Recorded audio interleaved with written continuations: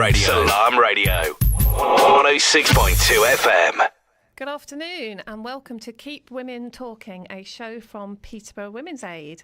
My name's Mandy and I'm your host, and I am joined by my co-host Sue. Sue, how are you? Hello, I'm good, thank you. How are you? I'm good, thank you. It's my first day back from... It's been a little while, hasn't it? Because we had a little break because you've been off on your holidays. I moved house, which is what it is. Quite stressful, isn't it? Chaos. And then we went away, family holiday for 2 weeks, which was lovely. So back at work today. So it's just been a bit of a... And now you're back looking all refreshed, wide awake. I'm tired, if I'm honest. Yeah, so your first day back. Yeah, and it's been...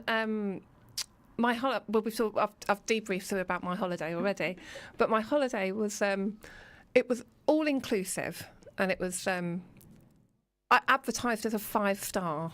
However, not 100% sure it was a 5-star. So that's quite disappointing, though, isn't it? When you've gone for this 5-star luxury experience, and it's just not what you thought it would be. Yes, but we did have some fun. I went paragliding, parasailing. Paragliding on the back of the speedboat with the big parachute. Paragliding, and my son went jet skiing, and we went on a pirate boat. So it was. But I was also saying to Sue, and as we're all women together on this show, I actually felt quite old on holiday. And I've never. Those where you scanned around the pool and you're like, yeah, I used to look like that. Honestly, everywhere I looked, there were like beautiful women and men, and I think sometimes you I feel young, I feel like I'm quite a young person, but actually I was on holiday, I thought I'm 47, 48 this year, probably menopause is round the corner, isn't it? My body's all floppy and weird, and I just felt old. Yeah. I think sometimes you have those points, don't you, where reality just kicks in a bit. Yeah. Like, oh, yeah, well, I'm not in my 20s or 30s anymore. No, I'm not. Like you say, your body starts to show those ageing signs. And there's not much you can do about it. Because, we both keep fit, don't we? We both go to the gym and we both swim, and I do a lot of running. And however much I do that, I'm just still a bit floppy. There's only so much you can do. You can't stop the ageing process. You can't. But there we go. I know it's noticeable in some mornings I get up now and I'm just like, oh yeah, there's a little bit of an ache here and there's a little bit of a twinge there. Yeah. And I stupidly injured my arm last week. Absolutely bonkers.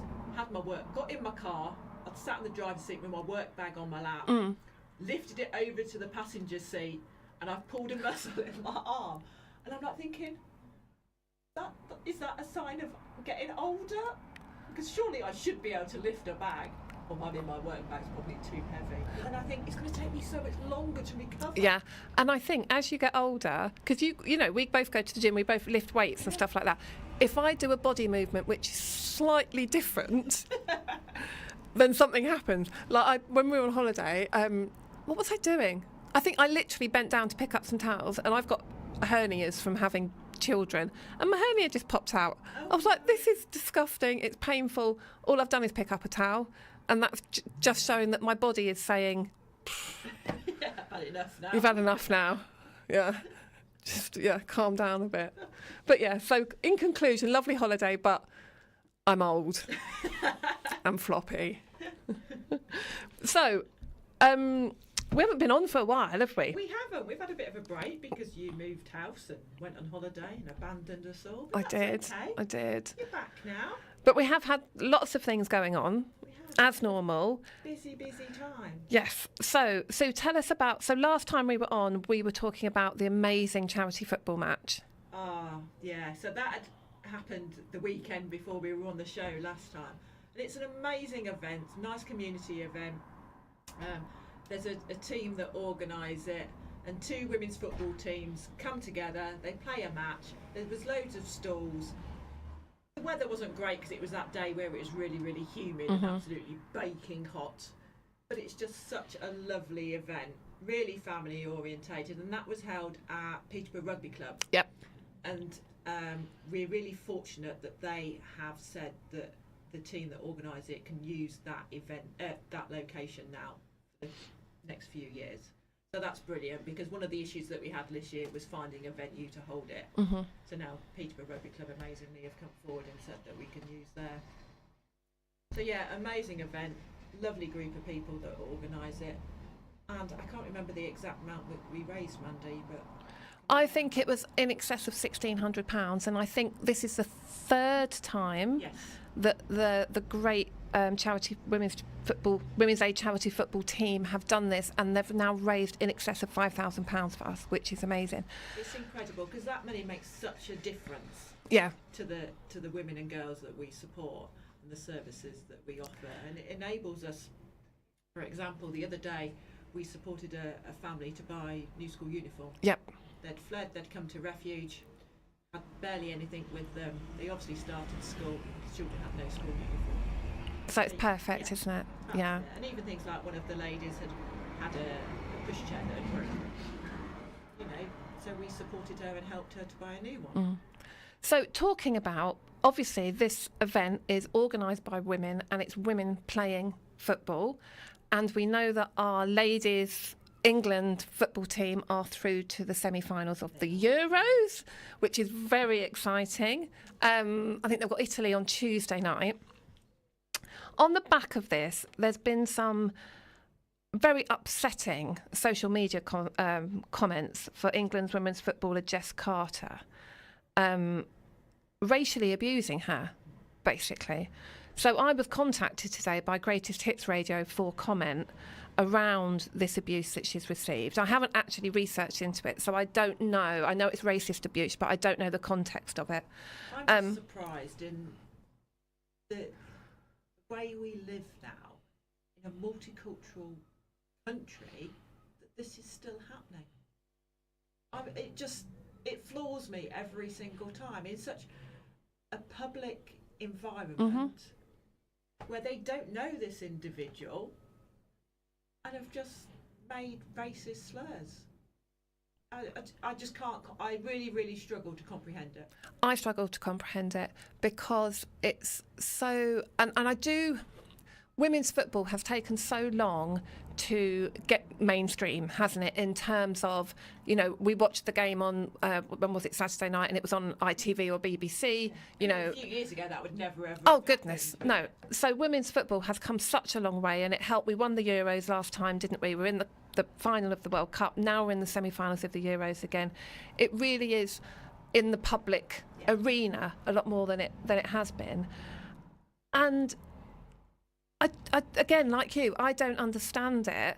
Why, you know, women's football has been oppressed, and now we're getting out there that someone feels that the need to make racist comments towards one of our players. I'm feeling that they think that's okay, but they don't know this individual, and it's purely because of the colour of her skin.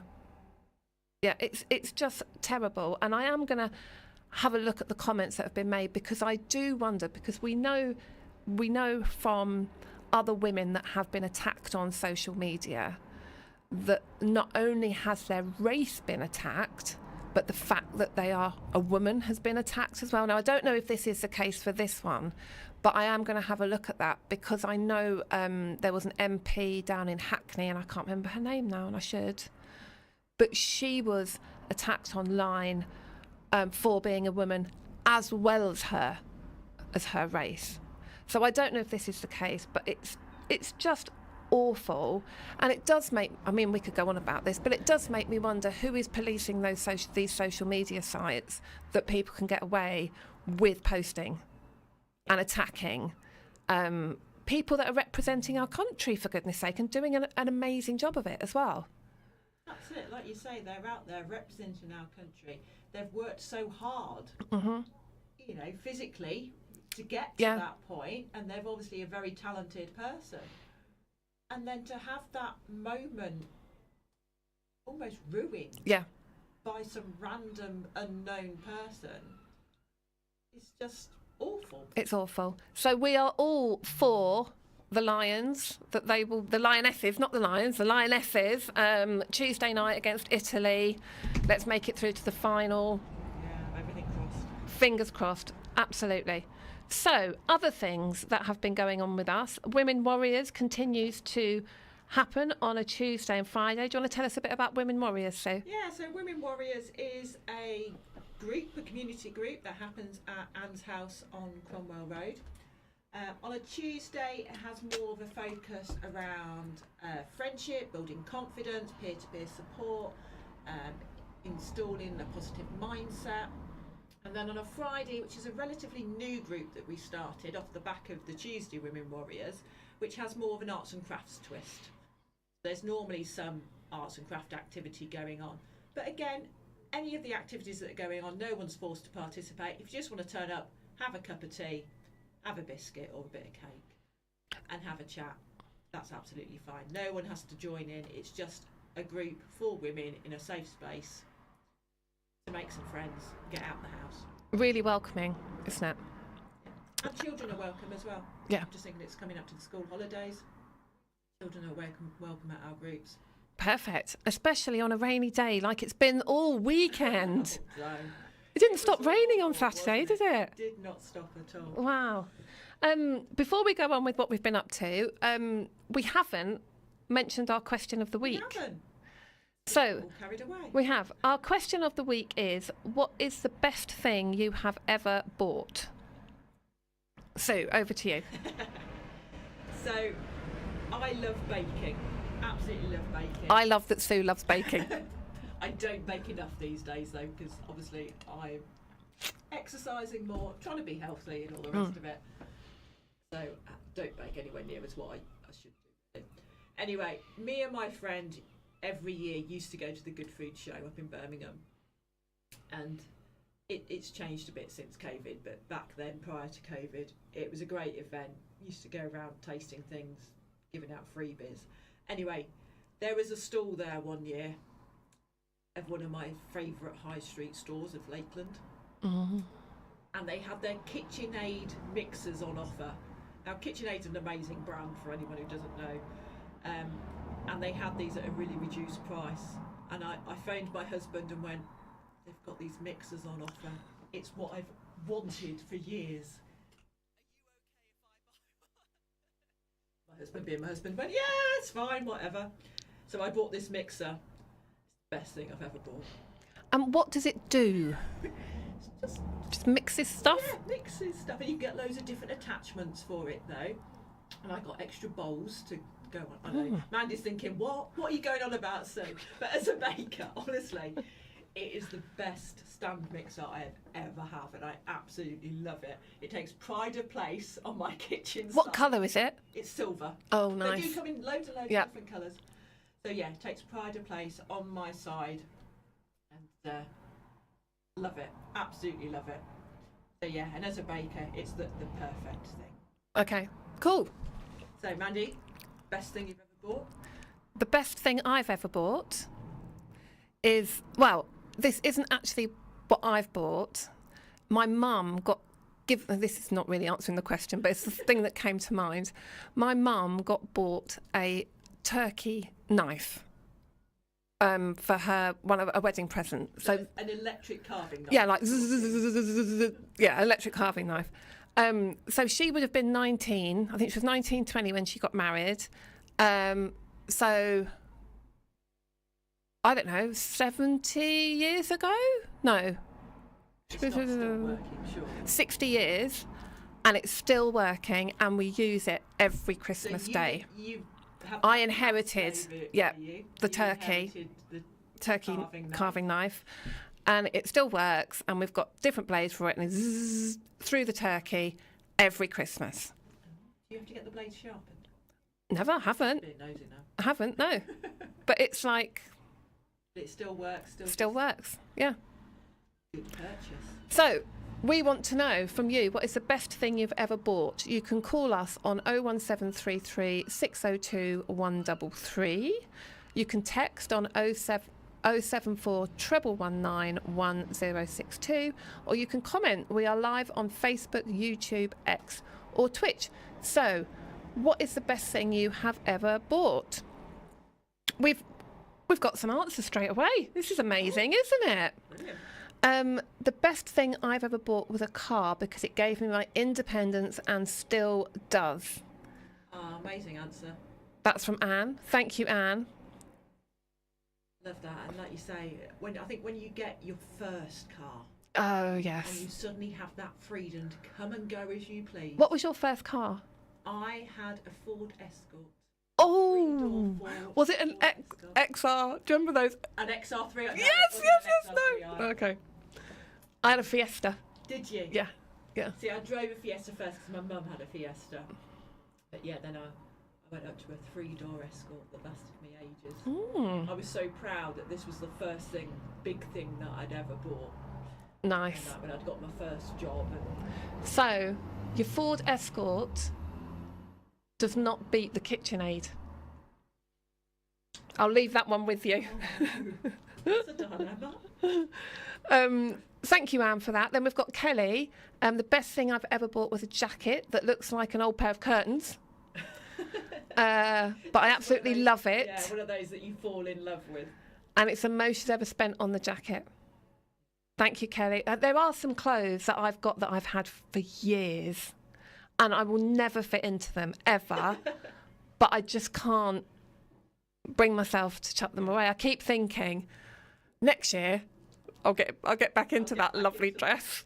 Do you know what? I can still remember as a child, my mum bought this dress, and she obviously absolutely loved it. And as I got into my teenage years, anyway, one day this dress came out the wardrobe, and she put it on, and I looked at her and I went, "Mum, you cannot wear that."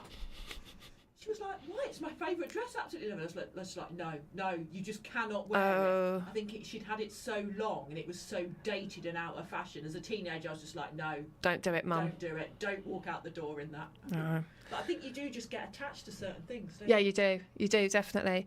And then Kelly has also put, my nan has one of those. They are awesome. I think she's referring to my turkey your electric carvery thing. Yes. Jane has put that we can't hear you very well, Sue. Oh. I can hear you. I've turned you up. Perhaps try moving the mic slightly closer. You're up as far as I can get you. Okay. And then we haven't had another comment from Danny who said Crocs. I'm not making any comment on that Okay. whatsoever. So, Sorry, we're really struggling with the sound. I think I'm back. Oh, there you go. Am I back? Yeah, you are. Okay, perfect. Crocs. Come on, give me your view. I hate Crocs. The traditional Crocs, absolutely hate them. And that, I just think they're ugly. I don't like Crocs. Everyone tells me that they're really, really comfortable, but I just think.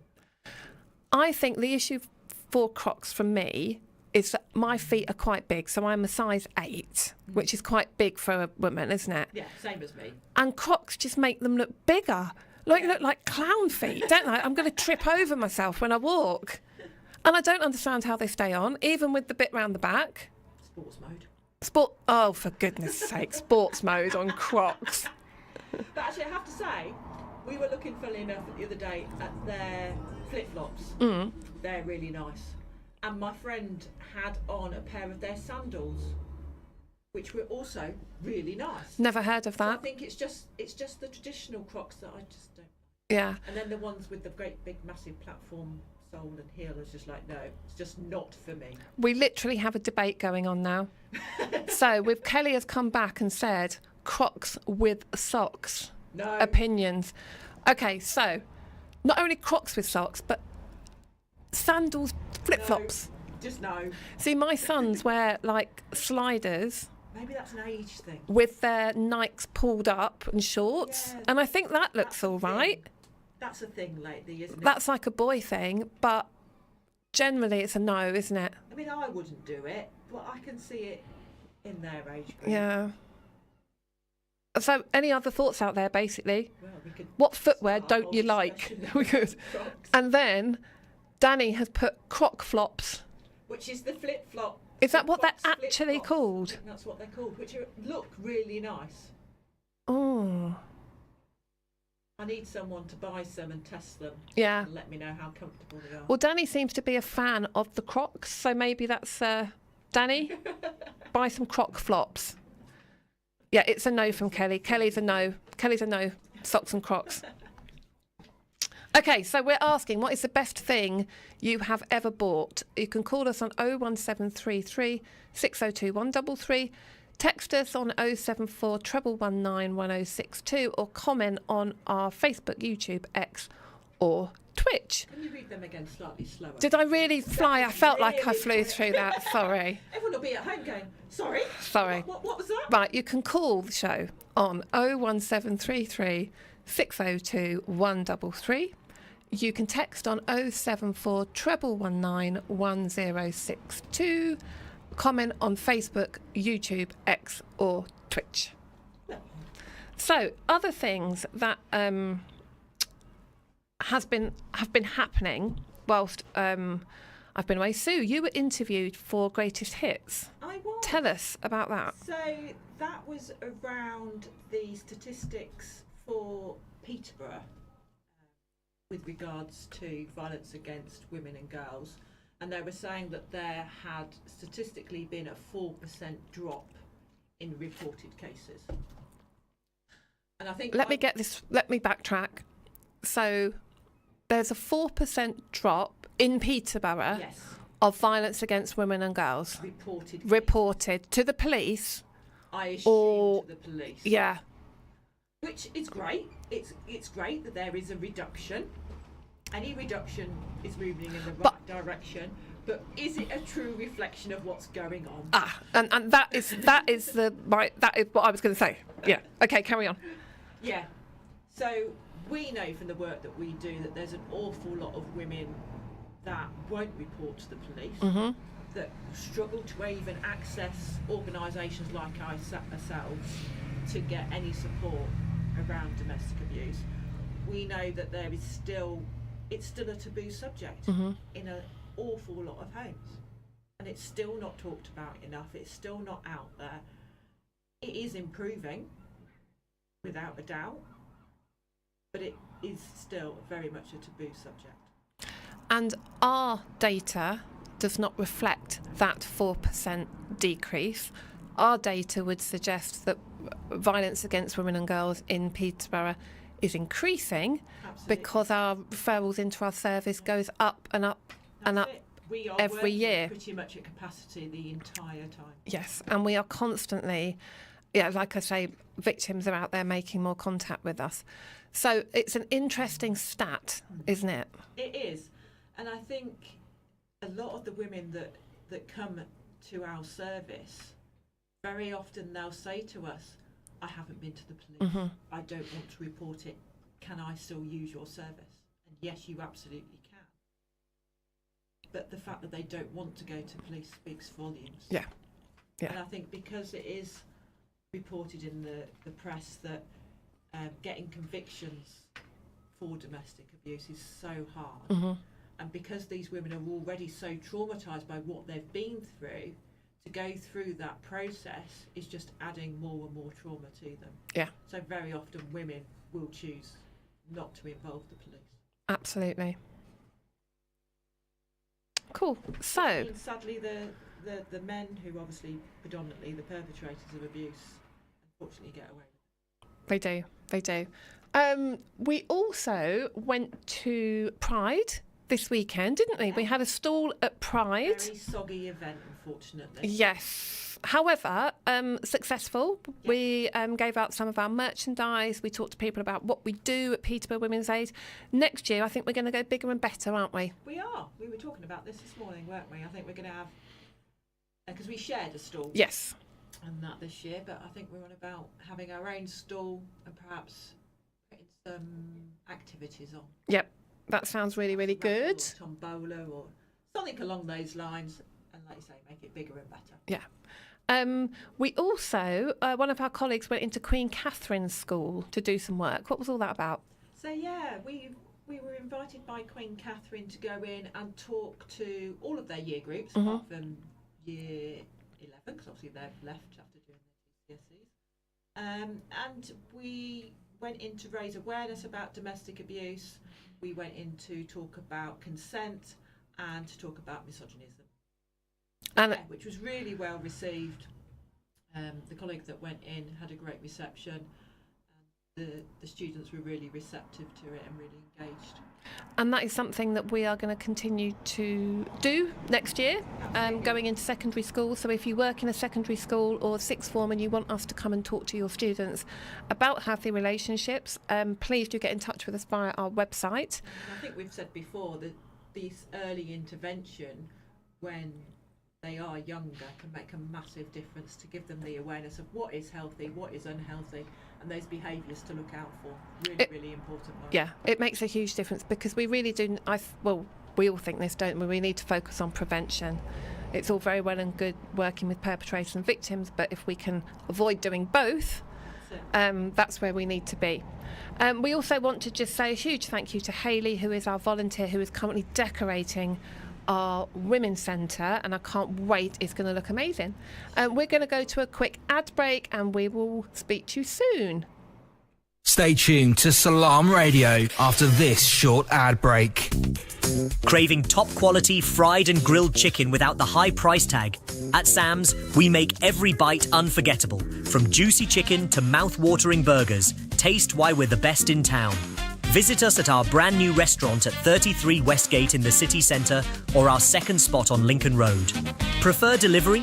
We're on Just Eat, Uber Eats and Deliveroo. Sam's, serving up amazing chicken across the UK for over 30 years. Gladcare is your community support centre, delivering services you need. Access free English classes for reading, writing, speaking and listening, or a computer course with CV writing, qualified immigration advice and more, including food parcels or supermarket vouchers. Gladcare can help. Also for free yoga and healthy you sessions and monthly coffee mornings with local GPs on site.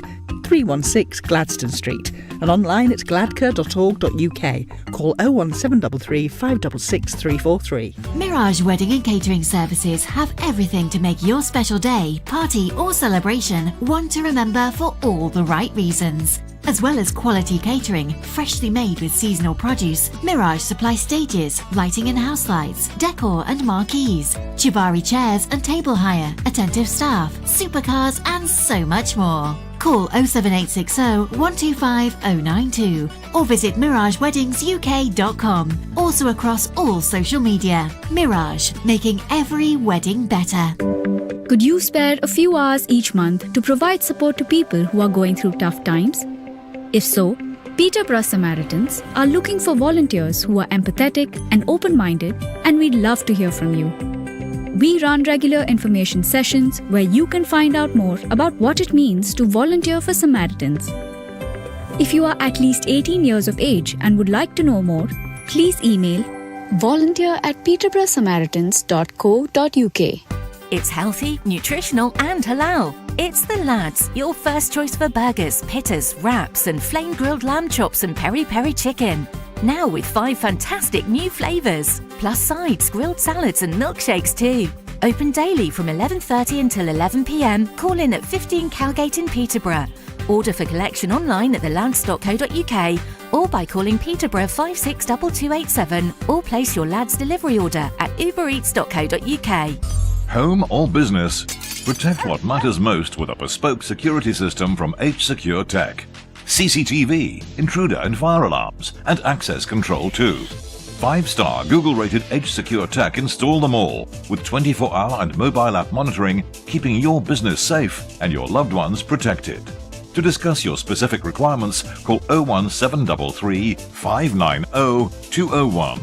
or visit hsecuretech.com. Turkish Restaurant Peterborough. The name says it all. It's the restaurant in Peterborough that serves amazingly mouth-watering halal Turkish cuisine, including delicious kaneva and baklava desserts. At 1253 Borges Boulevard, Turkish Restaurant Peterborough's the place to dine with family and friends or order for collection to enjoy at home. Call 01733 307076 or view online at turkishrestaurantpeterborough.com.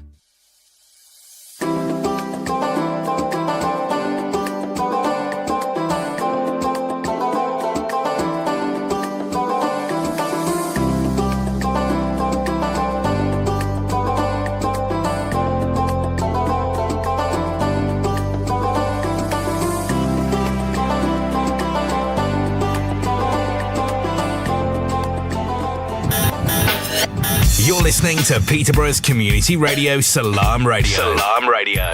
106.2 FM.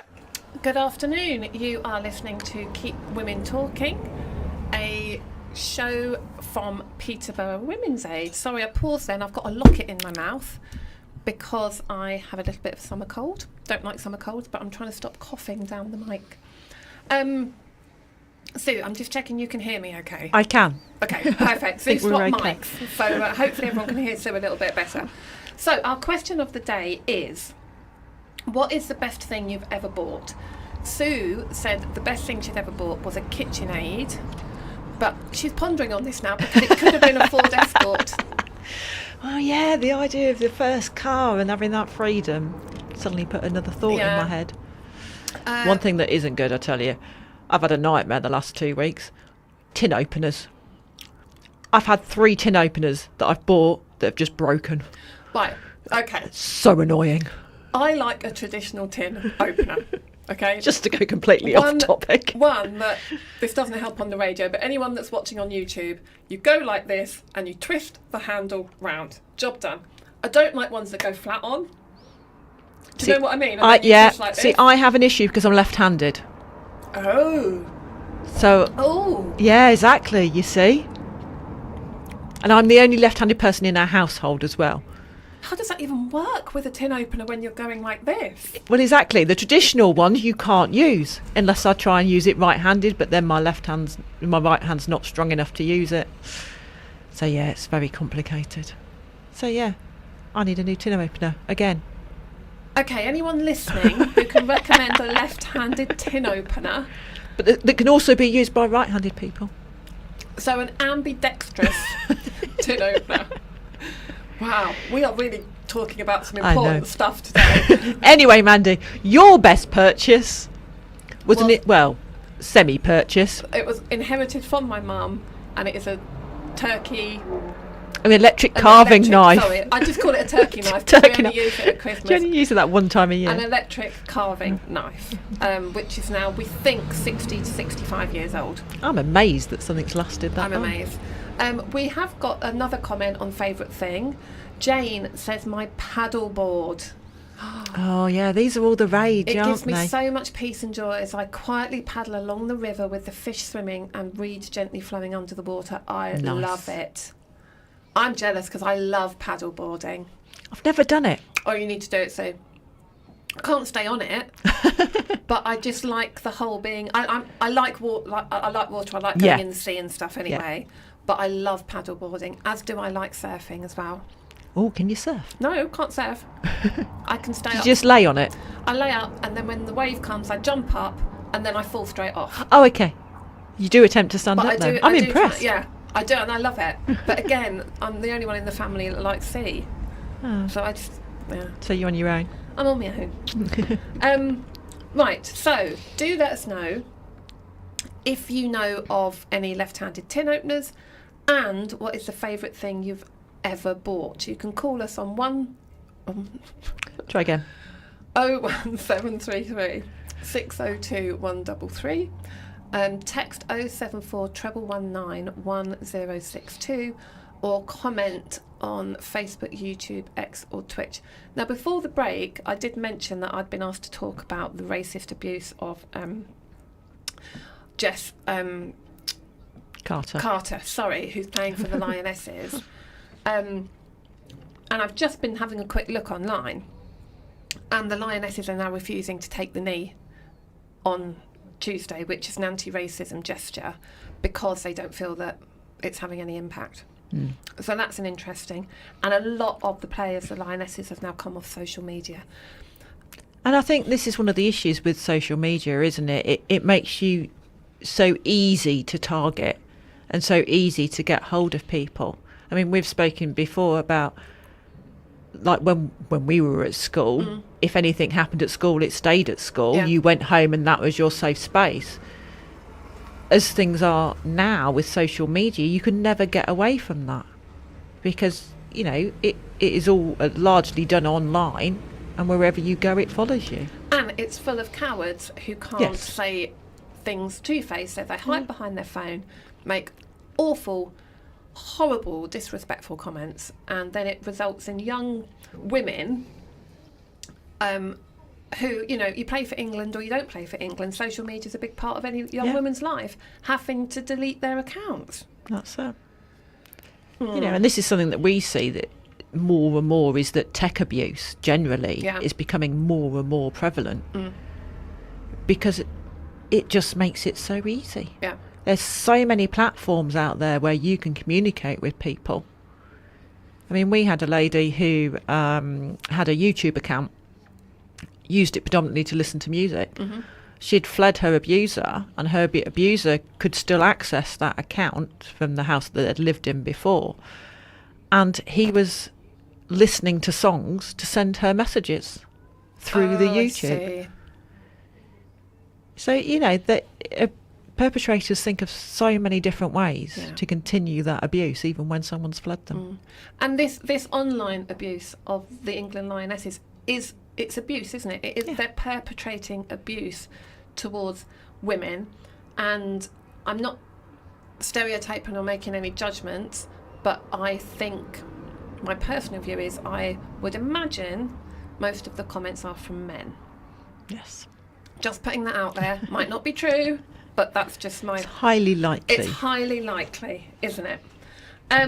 Okay, so there is one more thing that I just wanted to add about events at Peterborough Women's Aid. We are still looking for people to run the Great Eastern Run. So you can raise £150 and we will pay your half marathon entry, or £75 and we will pay for your entry into the Fun Run 5K. If you would like to do that, you can contact us through our website. So we are looking for runners, free t-shirt, free training tips. Please raise lots of money for us. So today we had the whole session plan that we were going to talk about coerced debt, but we've ended up talking about KitchenAids, Ford Escorts, and ambidextrous tin openers. And Crocs. And Crocs. Don't forget the Crocs conversation. Crocs is a big thing. I need more comments on Crocs. It's a massive thing in everyone's life, isn't it? Crocs. So we are just going to continue with our plan for today's show, and we are going to be talking. It's because I've got a locket in my mouth. I don't want to cough. Mandy's come back from holiday with a cold. I have, yeah. She's now struggling to carry on talking. So we are going to be talking about coerced debt. Yeah, so last time we spoke quite a lot about economic and financial abuse, and we touched briefly on coerced debt. So coerced debt is when an abuser forces another person to take out debt in their name that you don't want, basically. And it is a criminal offence. So it could be that they've taken out a loan in your name. It could be that they have taken out a credit card and used that to purchase bits and pieces. And basically someone is left with a debt. And I suppose for women, and we always talk on this show about women being victims, even though we do appreciate men are victims of abuse too. For a woman that has had to take on debt, the impact of that can be really long term, can't it? So I'm thinking like county court judgments, bankruptcy, absolutely, and all of that kind of stuff. Well, you think if someone takes out a loan, or to the greater extent a mortgage, you could have that debt for 25 years. And you may not be in a position to pay for that debt. We've had women who have even had household bills put into their name, but they have no income. Right. No income whatsoever. So there's no way that they can possibly pay that bill. But because it is in their name, legally, they are responsible for it. And we very often see that people are made to forced to sign these agreements, these credit agreements, without knowing what they're signing, what it's for, even what the value's for. And then they're just left with it. Yeah. And this could be because they may not be able to read the English. They may not understand what they're signing. They may feel so threatened by their abuser that they feel they have to sign whatever they give them. without even knowing what it is. Yeah. And then there's all the other stuff, isn't there, about the trauma of being in an abusive relationship. So say you've been in an abusive relationship and you've taken on a lot of debt that you didn't know about, and then that relationship breaks up. You can just imagine, as a woman, maybe on your own with children, knocks on the door, bailiffs around your house, which are predominantly men, threatening behaviour. That is just going to re-traumatise you straight away, Absolutely. isn't it? So it's not just about the debt, it's about what happens after that and the trauma that you've been through, and then all the other experiences that you would may then not come from you there. may not even be aware that you had a debt until that bailiff turns up on your doorstep. And you've probably got this, I'm going to stereotype bailiffs now, this big burly bloke turn up on your doorstep asking you for money. And So sorry, Mandy. I'm just looking at some stats, and this is like crazy, isn't it? So 1 in 10 adults in the UK says that a partner has put debts in their name and that they've been afraid to say no. So that's 1 in 10 people. I think it's something like, isn't it 95% of victims of domestic abuse also have financial abuse and very often have coerced debts because of that. And if you're in debt, I mean, we've talked about this before, but if you're in debt and you can't, and you don't know about it, or money is being restricted to you or whatever, that massively influences your decision to leave that relationship, doesn't it? Because if you are in debt, you can't see a way of paying it off without being in the relationship. That's it. And if all your money, all your income is going towards paying those debts, well, how do you pay for food? How do you pay for accommodation? How do you buy school uniform for your children? Because you're so scared of that debt and what may come of it that you then have to go without bare essentials in order to pay it off. Yeah. And it says here that survivors of domestic abuse are left with an average individual debt of more than £20,000. Yeah. So, I mean, I'm just going to go off on one now, because we know that generally in an abusive relationship, male perpetrator, female victim, the female is the one that leaves the household for her own safety. Yes. And will go into a refuge or go into safe accommodation. Or go to friends and family. Yeah. So that victim and children have had to give up their home, give up a lot of their possessions. Yeah, and give up their entire known life. Yeah. And then they go into a refuge or somewhere safe. Not only have they left all of that, on average they are walking away being £20,000 in debt. And if you think, I think the average income is around 26,000. Yeah. I think, well, that's almost a whole year's salary. Yeah. So that woman, potentially with the children, has left her home, left her most of her belongings, left furniture, all of this stuff, and she's walked away and she's 20 grand's worth in debt. She hasn't done anything. Yeah. And this is what drives me. Yeah. She's the innocent party in all of it. Yes, she's done nothing. And the perpetrator, a lot of the time, because we've already talked about why people don't go to the police, are left in the family home with all of the stuff, without any debt, because it's all in her name, sitting pretty, ready to move on to their next victim, which does happen. So, or even if a debt is in joint names, each of those parties are responsible for the entire debt. So if you walk away and, I don't know, you've taken a loan out in joint names with a bank, and the bank can get hold of you, perhaps you have a current account with them, they'll come to you to pay off that debt.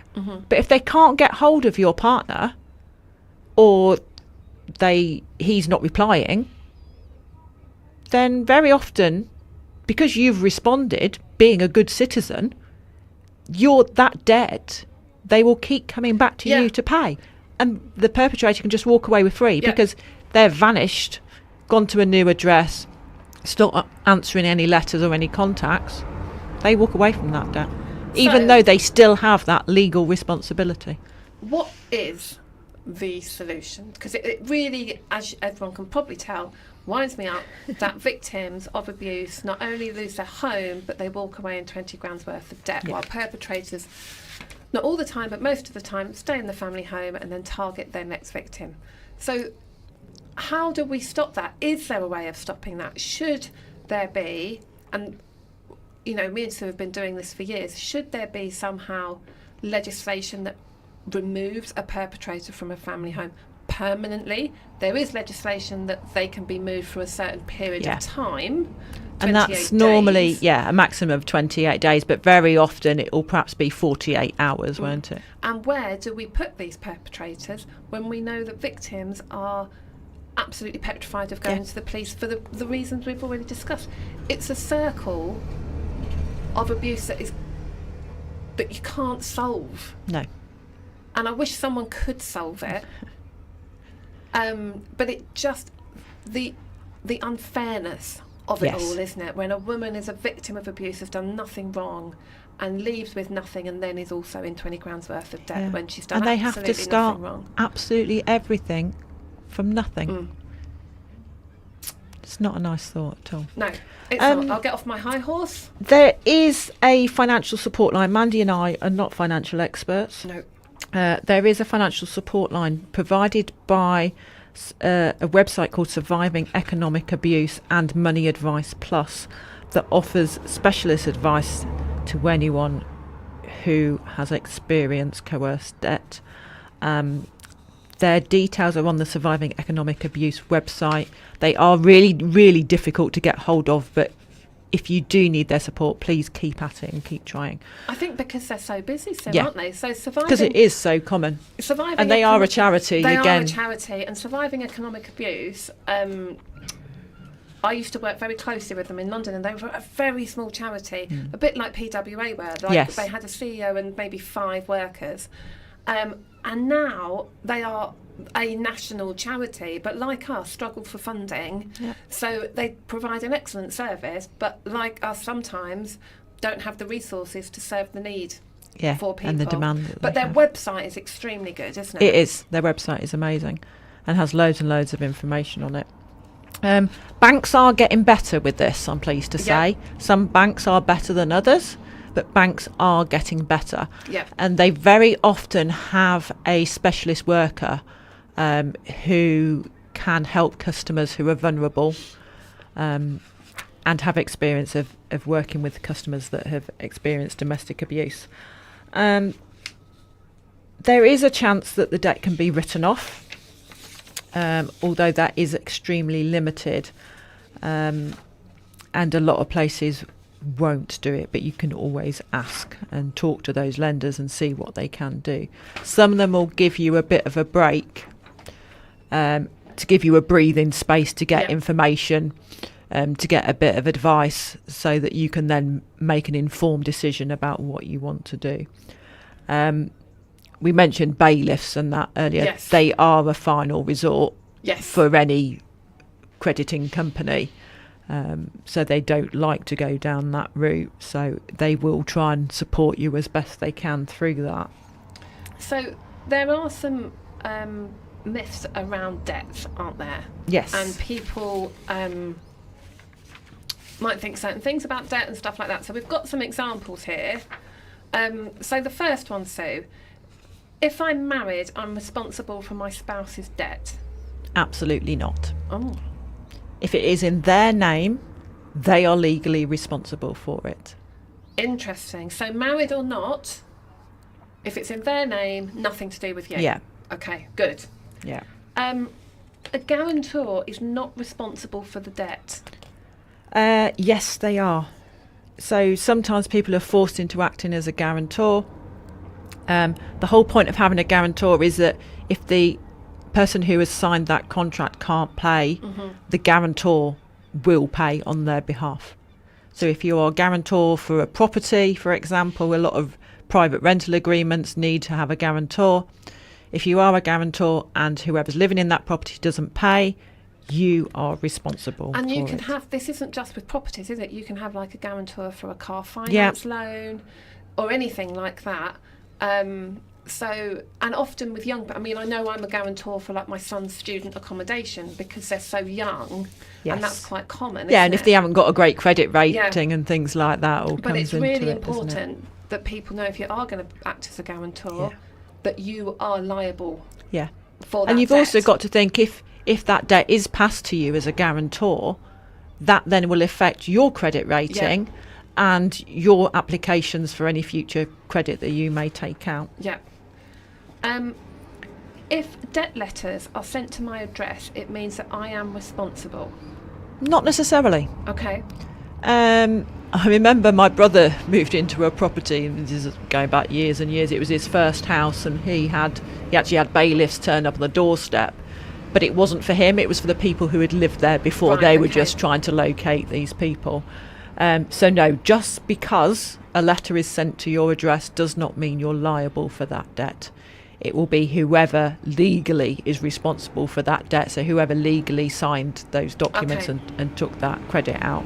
So don't panic if you're, for example, like you say, moved into a new property, you get a debt Or even if collection letter. you've lived in a house with a partner and your partner's left, for example, you're not responsible for their debt just because it was associated with your With your house. address. Okay, cool. We have a joint credit card, so we are both responsible for the money owned. Now, this is slightly different. I've got to make sure that I get this right. So, normally with a joint credit card arrangement, the credit card is taken out by one person, Right. and then there is an additional card holder. So it's not really a joint So, credit no. card. Okay. So you are not jointly responsible for the debt on that credit card. The person who originally signed up is the person responsible for paying the bill. Oh, so this is new information, isn't it? Yeah. So there's no such thing as a joint credit card. No. So if I got a credit card, Sue, and I said to you, oh, I want you to be able to use it, you would come in, we wouldn't be joint, you would come in as having a card. Yes, I would be the additional card holder. But the debt is mine. Yes. So however much Yeah. you So basically spend- it's you going, I give you permission to buy things on this card. So this is swings and roundabouts here, isn't it? Because it can act in a positive way for some victims who, if they are the additional card holder, because that means they're not liable. Yes. However, if they have a credit card in their name and a perpetrator asked to be an additional card holder, he could run up the debt. Yes. And he is not liable. No. Although, as the primary card holder, you can remove that secondary card holder Okay. at any time. So I'm the woman, I've got the card, he's a secondary card holder, he's running up debt, I can stop that. Yes. Okay. You can cancel that card. Okay. So I think we've talked about joint debt before, is that if you have a joint debt, it doesn't mean that you're only responsible for 50% of it, that you're only responsible for half of it. You are responsible for the entire debt. So if me and my partner have a loan for 10 grand in joint names, Yeah. it's not 5 grand each. No. We are both responsible for, so if he refuses to pay, I am responsible for 10 Yes. grand, vice versa. Yes, absolutely. Okay. And we talked about not paying for debts, and it is a criminal offence not to pay those debts. But you're not going to have the police knocking on your door to arrest you. Okay. The only debts that go to the police are things like council tax debts and criminal fines, TV licence and child maintenance payments. So very often, as we've mentioned, credit companies will do their utmost to support you to pay those debts off, and they use the bailiffs as a very, very last resort.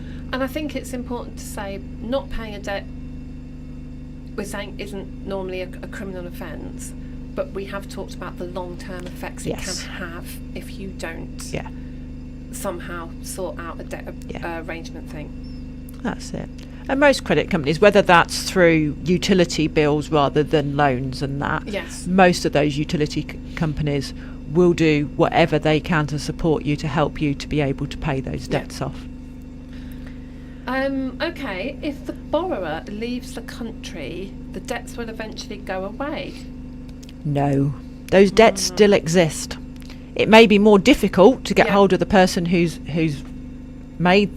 built up those debts, but a lot of organisations have branches overseas or have links with branches overseas, and will try and find people who have got the debts in those ways. Okay, well, we've talked a little bit about our topic today, but not much, because we've focused more on what PW have been doing. We've been looking at KitchenAids, we've been looking at ambidextrous tin openers, and we've been talking about Ford Escorts. And Crocs. And Crocs and paddle boards. Sometimes women just need to talk, and this is why we are called Keep Women Talking. We will be back with you soon. If you need any support from Peterborough Women's Aid, please go through